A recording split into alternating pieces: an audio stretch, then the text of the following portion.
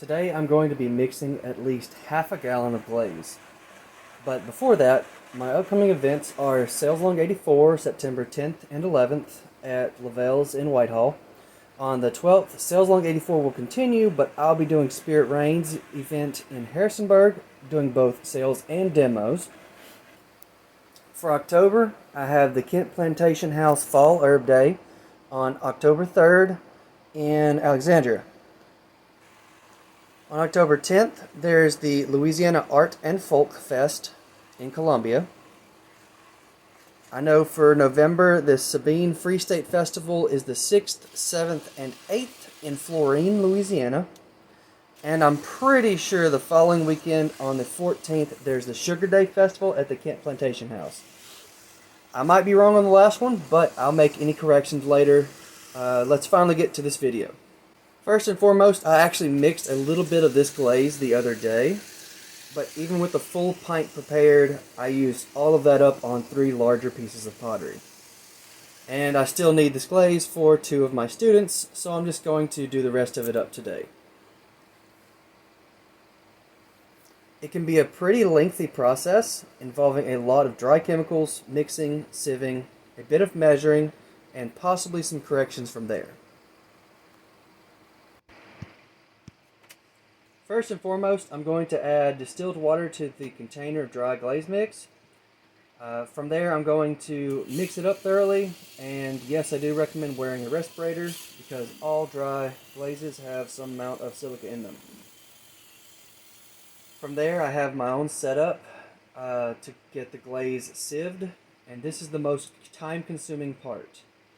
But I figured out a way to speed it up a few years back using a bristle brush attachment on my drill. Otherwise, I'd be sitting here with a cake spatula for hours and hours.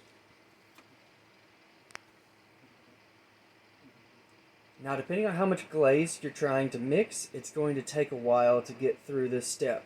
Either way, but once the step is complete, you need to check the specific gravity of the glaze.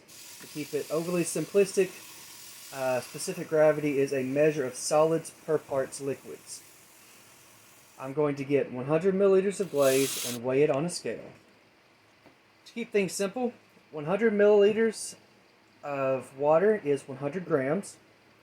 So I just need to divide the weight in grams by 100, and I'll have the specific gravity. For reference, I'm looking at about 151 grams for 100 milliliters. And therefore, the specific gravity will be about 1.51. I found that this is a good specific gravity for this glaze, for brushing, before I add in any gum solution.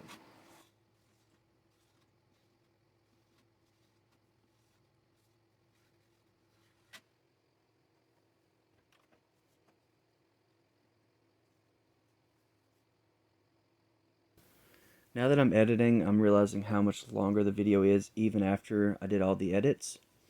And cutting it down from a little over an hour to 9 minutes, I want to mention that I had to go through a lot of mixing. A heck of a lot of mixing. I misjudged exactly how much dry glaze was in the bucket, so I ended up with about 1.5 gallons. And from there, I got the water pretty close to what I needed it right away. I needed the specific gravity at the end to be 1.51. It was actually 1.54. So I just added a little bit more water before I did the gum solution. Went ahead and weighed it out, and you'll see that at the end. I didn't do much else in my studio today because I didn't really think about it whenever I was doing this, but I should have done it outside, or at least the first few steps with the water, because it made my air purifier shoot up from the average room airborne particles from what would have been around 4 to 18. It went up to 275. It went through blue, green, orange, and all the way to red, and I'm like, this is not good. And it stayed in red for several minutes. It slowly started to disperse back down, but by the time I get back in there, I'm going to need to replace the filter on my respirator and be a little cautious about how much I walk around in there and rile up any dust, because if it got that bad, oof, it could be real bad if I'm walking in there and it just picks up with every footstep. I'm hoping with this coming week that I'll be able to finish glazing everything that I have prepared, and I'll be able to get around to getting my kiln fired again. May or may not be able to get a glaze class for a couple of students. And I'm even looking towards having somebody come into the studio for the work study. They messaged me this past week, and I'm not going to say anybody's name, but that could be cool.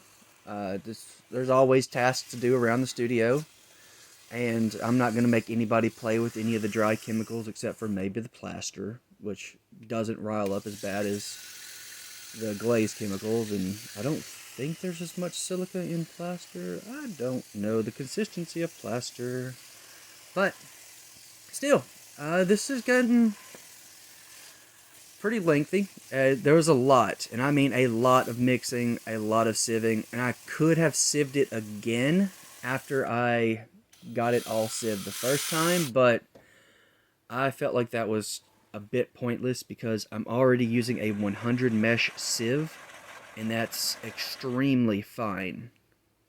That's normally what people would use if they were going to try and spray glaze.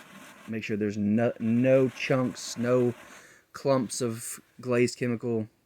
But I prefer to use that because it keeps any of the impurities out as well. Bits of plastic. I found quite a few little tiny plastic shrapnel shards in there.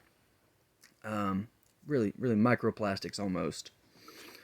But there's a little bit more voiceover near the end, and I hope y'all enjoy.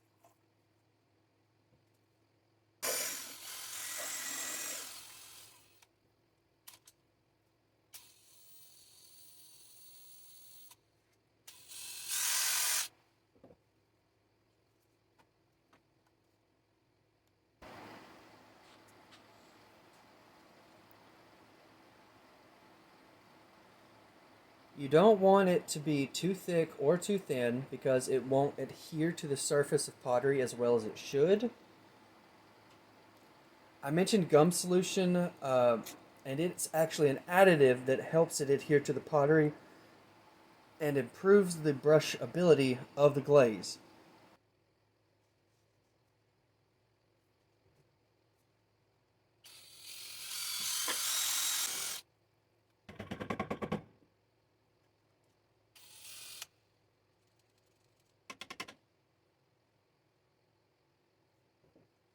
I hope you all enjoyed this, and I plan to get more content made in the near future.